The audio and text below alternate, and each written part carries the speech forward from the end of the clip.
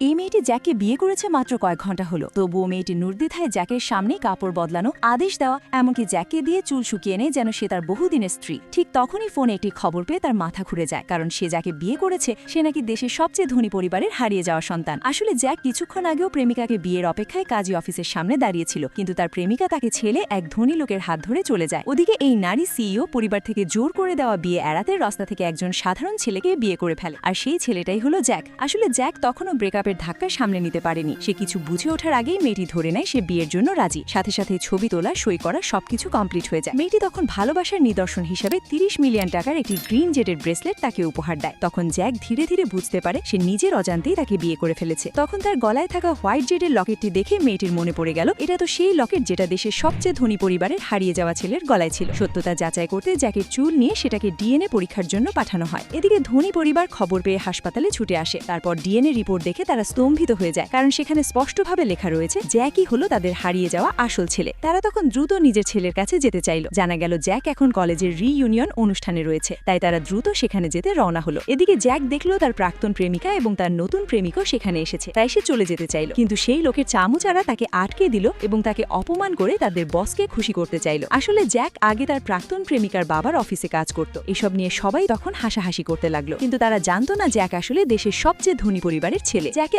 আরও শিক্ষা দেওয়ার জন্য প্রাক্তনের প্রেমিক তাকে মারার আদেশ দিল। ঠিক তখনই কলেজের প্রফেসর এসে তাদেরকে থামিয়ে দিল এবং বলল জ্যাক এখন মিসেস চৌধুরীর স্বামী, তার কিছু হলে কিন্তু তোমরা কেউই রেহাই পাবে না। এই কথা শুনে সবাই ভয় পেয়ে গেল, কিন্তু প্রাক্তনের প্রেমিক বলল তাকে মারতে তোমরা ভয় পাচ্ছ, ঠিক আছে আমি নিজেই মারছি। এই বলেই যখন সে জ্যাককে আঘাত করতে গেল, ঠিক তখনই সেখানে তার ধনী স্ত্রীর হুঙ্কার শোনা গেল।